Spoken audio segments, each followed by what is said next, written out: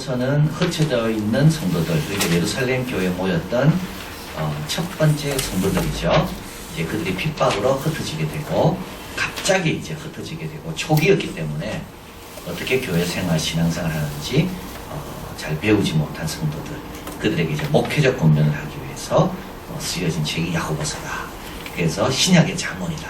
그래서 야고보서는 뭐 하나의 주제, 교리를 갖고 쭉 쓴 게 아니라 여러 가지 상황에서 성도는 어떻게 살아야 되는가, 이제 그런 것들을 다 이렇게 짧게 이렇게 모아놓은 것이 야고보서다 말씀드렸습니다. 그래서 처음에는 여러 가지 시험 앞에서는 인내해라 말씀드렸고요. 그래서 이제 막 시험 때문에 흩어졌잖아요. 그래서 그들이 이 시험 앞에서 어떻게 해야 될 건가 이럴 때 신앙생활은 모든 좋은 것은 인내로 열매 맺는 거지, 인내 없이는 열매 맺을 게 하나도 없다. 인내해라. 그리고 지혜를 구해라. 하나님의 방식으로 어떻게 이런 상황에서 하나님이 기뻐하는 게 뭔가. 이 세상은 죄가 많은 곳이기 때문에 그대로 살 수도 없고 또 순수하게 또 비둘기처럼 살 수도 없고, 이 세상 가운데 비둘기의 순결함을 유지하면서도 어떻게 또 이 세상에 필요한 걸 채울 수 있는가, 이게 지혜라. 그렇게 말씀드렸습니다. 자, 이제 이어서 또 이제 또 계속 이런 짤막짤막한 권면들이 계속 이어집니다. 낮은 형제는 자기의 높음을 자랑하고, 이 자랑이라는 것은 신약에서는 좀 부정적으로 표현합니다. 사랑은 자랑하지 않아요. 그러나 구약은 자랑을 긍정적으로 사용했는데요. 이 자랑이라는 뜻은 기뻐하다 뜻입니다. 이 하나님을 자랑하라는 말은 하나님을 기뻐해라. 낮은 형제는 자기의 높음을 자랑하고, 이 낮은 형제란 말이 중요하죠. 예수님 때문에 낮아진 것을 이야기하는 거예요. 예수 믿는 것 때문에 손해본 걸 이야기하는 거예요. 예수 믿는 것 때문에 다 못하는 거죠. 예수 안 믿는 사람들은 이것저것 해가 수단 방법 다 가리겨요. 그래서 부자가 돼요. 예수 안 믿는 사람들은. 예수 안 믿는 사람은 양심의 가책도 없고 교회도 신경 안 써도 되고, 그래서 이 사람들은 뭘 해도 하여튼 돈 버는 곳에 따라 얼마든지 움직일 수 있는데, 예수 믿는 사람들은요 그런 거를 못하는 거예요. 왜냐하면 신앙생활도 해야 되고 교회 생활도 해야 되고. 그래서 예수 믿는 것 때문에 어떻게 돼요? 지금 낮아져 있는 겁니다. 이때 뭐 하라고요? 자기의 높음을 자랑해라. 나중에 받게 될 상급을 인해 자랑해라. 나중에 누리게 될 영광을 생각하면서 기뻐해라. 바로 이 뜻입니다. 또 부한자는 자기의 낮아짐을 자랑하라. 이 부한자는 어떤 사람이 있는가? 부자였는데 핍박으로 인하여 갑자기 낮아지게 한 사람들입니다. 예루살렘에서 부자였습니다.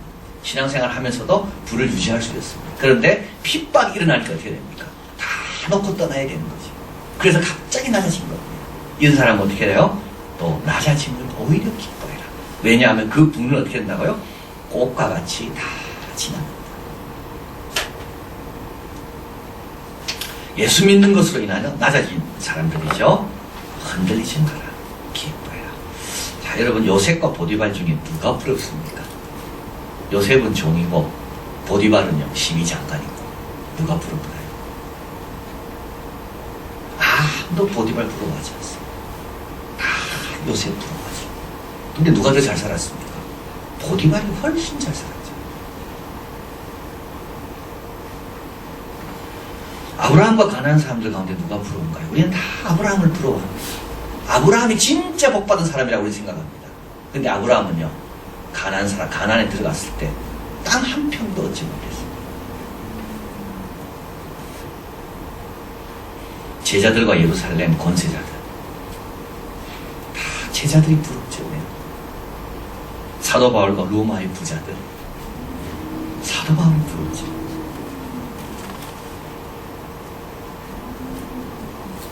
누가 더 부럽습니까? 우리는 근데 보디발이 되기 원할 때가 많이 있습니다. 우리는 로마의 권세 잡은 자가 되기를 원할 때가 많이 있습니다. 예루살렘의 권세 잡은 자들, 제자들은요 여기 다니면서 얻어먹어야 되고, 무시도 당하고 어려움도 당하고, 예수님 끌고 가시는 곳 따라 다 가야 되고, 가기 싫은데도. 근데도 다 그런 영광들은 뭐와 같다고요? 들의 꽃처럼 금방 지나간다는 거예요. 그런데 뭐만 오랫동안 남습니까? 주님과 함께 했던 시간만이 영원히 남는 거예요. 보디발과 요셉 중에 뭐가 되고 싶습니까? 우리는 다 요셉이 되고 싶어. 근데 지금은요, 지금은 보디발 되고 싶어 하죠. 보디발의 권세 다 사라집니다. 로마 사람들의 권세 다 사라집니다. 근데 제자들이요, 예수님과 동행하고 교회를 위해 헌신했던 것은 다 남아있는 거예요. 그게 부자들의 이야기가 아니라 부자들이요, 참 너무 다행이다. 낮아진 건 너무 다행이다. 안 그랬으면요, 그 부 붙들고 살았으면 부와 함께 다 사라졌을 건데, 오히려 영원히 변치 않는 것을 붙들 수 있는 기회를 하나님이 주셨어. 와, 얼마나 감사합니다. 자, 그리고 나서 이제 12절, 시험을 참는 자는 복이 있도다. 자, 이런 시험 앞에서 잘 참아내라는 겁니다. 예수 믿는 것 때문에 어렵고, 예수 믿는 것 때문에 가난해지고, 예수 믿는 것 때문에 좋은 기회 놓쳐도 어떻게 하라고요? 잘 참아내라는 겁니다. 이것에 옳다 인정하신 바른 후에는 주께서 자기를 사랑하는 자들에게 약속하신 생명의 면류관, 이 생명의 면류관은 시들지 않는 면류관을 너에게 다 주실 겁니다. 요셉이 받은 면류관, 아브라함이 받은 면류관, 지금도 그 면류관은 빛나고 있습니다. 지금도 그 면류관은 빛나고 있습니다. 그래서 우리가 신앙생활을 잘 하려면, 신앙생활을 잘 하려면 좀 길게 봐야죠. 너무 짧게 보는 사람은요, 늘 흔들려요. 늘 비교하고, 늘 흔들려요. 그래서 지난주 브루카르트가 이야기한 우리를 망치는 건 두 가지다 그랬잖아요. 조급함이고 또 한 가지는요, 염려라. 우리를 망치는 건 조급함이고 염려. 조급해지면요, 영적으로 마비됩니다. 정말 급해지면요, 영적으로 딱 마비되고, 이렇게 길게 바라보는 사람은요, 영적으로 늘 풍성해요. 그런데 조급한 사람은 늘 불리한 위치에 있습니다. 마음이 급하면요, 늘 협상할 때도 불리해집니다. 급한 사람이 불리하게 협상을 합니다. 여유가 있는 사람은요, 여유가 있는 사람은 항상 유리합니다. 그래서 우리가 신앙생활을 잘하면 어떻게 됩니까? 시험을 참는 자가 복이 있도다. 잘 참는 걸 놓고 늘 기대해야 됩니다. 오늘도 잘 참게 하시고, 내일도 잘 참게 하시고, 그 다음에 어떻게 됩니까? 자기를 사랑하는 자에게 예비해 놓으신 생명의 면류관을 너에게 준다. 잘 참아라. 걱정하지 말고. 부도 지나가고 다 지나가잖아요. 자, 그리고 나서 이제 시험에서 유혹으로 주제가 바뀝니다. 13절. 사람이 시험을 받을 때, 여기는 이제 이게 트라이얼이라 그러고요.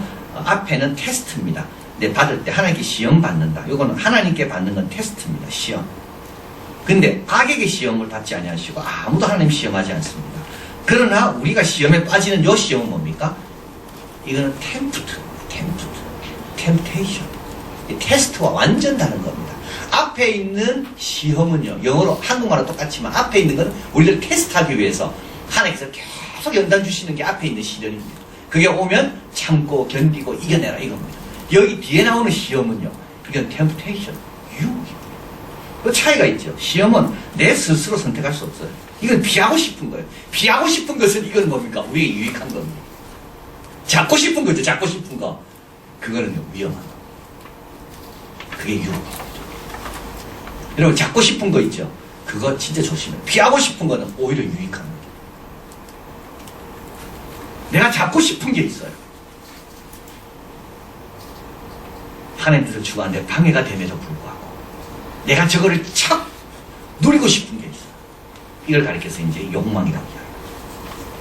우리는 세 가지 욕망이 있다고 합니다. 한스 게오르그 호이젤이 뇌를 가만히 보면 이 우리의 인간의 욕심은 어디 있는가 하면 뇌 구조에 다 나와 있다고 해요. 그래서 뇌를 가만히 보면 인간이 뭘 지금 욕망하는가. 그래서 뇌, 욕망의 구조를 해부하라. 인간의 욕망의 구조를 해부하려면 인간의 뇌를 보면 안 돼요. 근데 인간의 뇌는 어떻게 되어 있는가 하면 어디에 많이 움직이게 되어 있냐면 이 세 가지라는 겁니다. 하나는 자극을 받고 싶어. 그래서 인간은 항상 호기심, 자극, 여행 이런 걸 아주 좋아. 그래서 인간은요, 눈에 보이는 것에 대해 관심이 많습니다. 세미한 음성보다는 뭐가 불이 막 나타나고 막 땅이 갈라지고 이러면요, 인간은요 막 거기에 감동하려고 그럽니다. 이게 자칫 잘못하면요, 보이는 것을 의지하는 신앙이 되기가 참 쉽습니다. 이런 욕망이 있다는 거예요. 두 번째는 뭐가 있냐면 지배하고 싶은 욕망이 있어요. 그래서 이기고 싶어요. 경쟁하려고 그러고 권력욕, 남에게 지는 걸, 그래서 자기가 안 되면 어떻게 자기 자식 갖고 경쟁하죠. 자식에게 막 투자해요. 왜냐하면 네가 이기라고.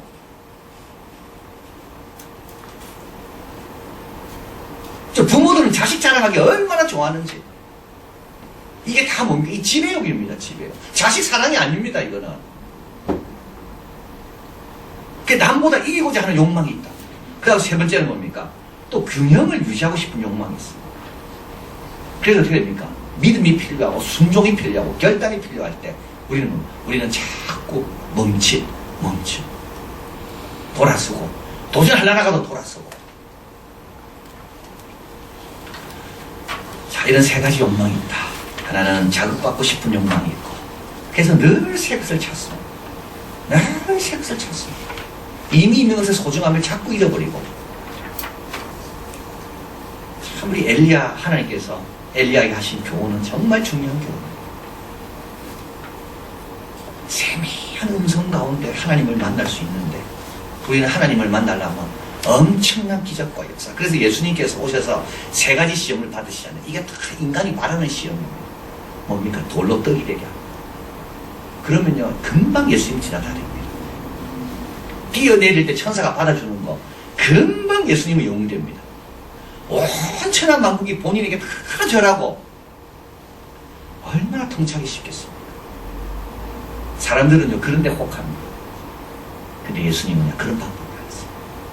우리 교회도 그런 방법 많습니다. 신앙생활은요 매일매일 반복과 삶 가운데 오늘도 주님의 세미한 음성을 들을 수 있는 것을 키워야지 신앙생활을 제대로 하는 거지. 안 그러면 어떻게 이런 유혹에 다 넘어가는 겁니다. 자, 그래서 이제 오직 각 사람이 시험, 여기서 시험은 이제 테스트가 아닙니다. 여기서 말하는 시험은 유혹받는 겁니다. temptation이죠. 각 사람이 temptation, 유혹받는 것은 자기 욕심에 끌려 미혹됩니다. 그리고 유혹이나 욕심에 의해서 미혹을 받을 때 누구 때문에 나에게 이런 어려움을 줬나라고 찾지 말고 다 자기 안에 문제가 있다. 다 자기 안에 문제가 있어. 이게 이제 아담이 했던 유명한 말 아닙니까? 선악과를 따먹고 난 다음에 하나님이 막 뭐라 하니까 아담이 뭐라 합니까? 아니 당신이 여자를 만들어가지고 이 여자가 내한테 선악과를 줬다. 자기가 따먹고 싶었으니까 줬을 때 받았지. 그렇죠. 자기가 싫어한 거를 자기가 받았겠습니까? 또 뱀 가지고 또 이야기하죠. 그런데 실제로는 다 누구 안에 문제가 있다고요? 내 안에 문제가 있는 거예요. 그래서 여러분 시험 받을 때요 누구 때문이란 말은 참 나쁜 말이에요. 그건 다 내 토양이 이렇게 됐기 때문에 내가 그걸 잡은 거지 토양이 없는 사람이 그걸 왜 잡겠어요? 그래서 분명히 오직 각 사람이 시험을 받는 것은 자기 욕심에 끌려 미혹됩니다. 어떤 욕심? 아까 이야기한 균형을 잡고 싶기도 하고 지배하고 싶기도 하고 호기심도 있고. 그래서 어떻게 해요? 그것 때문에 시험을 빠졌다. 자, 그래서 의지가 잘못된 욕심에 굴복할 때 죄를 짓습니다. 우리 가인에게 하나님 말씀합니다. 4장 7절 읽어봅니다. 죄의 소원은 내게 있으나 너는 죄를 다스릴지니라. 항상 이런 소원이 있죠. 욕망의 소원. 이런 소원이 다 우리 안에 있는 거예요. 그래서 하나님이 뭐라 했어요? 다스려라. 근데 가인은요, 의지가 욕망에 굴복했어요. 의지로 욕망을 다스려야 되는데, 욕망에 의지가 진 거. 그래서 어떻게 돼요? 그래서 욕망을 따라가고, 동생을 없애고자 하는 욕망, 동생을 미워하고, 동생을 괴롭게 하자 하는 욕망, 이 욕망이 자기 의지를 누르는 겁니다. 자, 욕심이 은퇴한 즉, 죄가 낳고, 죄가 장성한 즉, 사망을 낳는다. 죄는 산모의 출산과 대비된다고 요한 크리소스톰이 말했습니다. 산모의 출산은 출산 전에 엄청난 고통이 있습니다. 그러나 낳고 나면 기뻐서 그 고통을 다 잊어버리고. 뭐 그런지 안 그런지 모르겠어요. 그렇습니까? 고통 남아있어요, 아직까지? 그러나 죄의 출산은 출산 전에는 아주 즐겁고 행복한 것 같습니다. 이것만 채우면 나는 정말 행복할 것 같습니다. 그죠? 이것만 내가 가지면 최고로 나는 좋을 것 같습니다. 아벨만 내가 죽이면, 내 눈에 안 보이면 나는 정말 날아갈 것 같아요. 그러나 죽이고 난 다음에 어떻게 됩니까? 그 다음부터 더 괴로워집니다. 더 하나님이 두렵고, 더 사방이 두렵고, 낳고 나면 심히 후회스럽고 괴롭다. 그런데 인간은 참 미련해서 의지를 욕망에 굴복시키고, 그러고 난 다음에 회개도 안 하죠. 다 남 탓으로 돌리고, 남 탓으로 돌리고, 나중에 하나님께도 돌리고. 자, 그러면 우리는 어떻게 해야 되는가? 자, 욕망을 자꾸 주목할 게 아니라 17절 같이 읽어봅니다. 각약 좋은 은사와 온전한 선물이 다 위로부터 빛들의 아버지께로 내려오나니 그는 변함도 없으시고 회전하는 그림자도 없으십니다. 빛들의 아버지란 말은 좋은 것은 다 그분이 만드셨다는 말입니다. 그분이 준비하신 것이다. 변함도 없고 회전하는 그림자도 없다는 말은 항상 거기 계시며 약속을 꼭 지키시는 분입니다. 어둠 속에도 가물 때에도 비가 내릴 때에도 추울 때에도 더울 때에도 하나님은 항상 좋은 걸 예배하고 계시고, 그래서 욕심이 막 나를 다스리려고 할 때 우리는 어떻게 됩니까? 우리 하나님을 바라보는, 하나님을 바라보는. 그리고 18절 읽어봅니다. 그가 조물주 중에 우리로 한 첫 열매가 되게 하시려고 자기 뜻을 쫓아 진리의 말씀으로 우리를 낳으셨느니라. 죄는요 사망을 낳지만 하나님은요 진리의 말씀, 복음을 뜻하는 겁니다. 복음으로 우리를 낳으셨다. 그런데 목적이 있습니다. 낳은 목적 뭐죠? 첫 열매가 되게 하시려고. 첫 열매는 두 가지 뜻이 있습니다. 뭡니까? 첫 열매는 첫 번째 맛, 계속 좋은 게 기다리고 있다는 거죠. 그래서 내가 예수님으로부터 구원을 받았습니다. 얼마나 좋습니까? 근데 이거는 시작에 불과하고 지나면 지날수록 계속 좋은 경험한다는 말입니다. 그래서 하나님께서 우리에게 계속 좋은 걸 주시려고 우리에게 어떻게 해요? 말씀으로 나았다는 거예요. 또 한 가지는요, 우리를 통하여 다른 열매를 맺게 하시면서 우리를 또 첫 열매로 나았다는 거예요. 참 중요한 뜻이죠. 그러니까 우리는 이게 전부가 아니라 앞으로도 계속 두고두고 예비된 많은 것이 있다. 그리고 또 한 가지는요, 내 뒤에 주님께서 나로 인하여 이루고자 하는 열매가 또 기다리고 있구나. 이 두 가지를 늘 기억해야 되는 거예요. 이런 사람들은 어떻게 될까요? 욕망에 그렇게 매달리지 않습니다. 내 욕심에 그렇게 매달리지 않습니다. 욕망을 이겨내는 건 힘듭니다. 쉽지 않아요. 그러나 그 힘든 것을 이겨낼 이유가 있습니다. 왜냐하면 그 다음 열매들이 있으니까.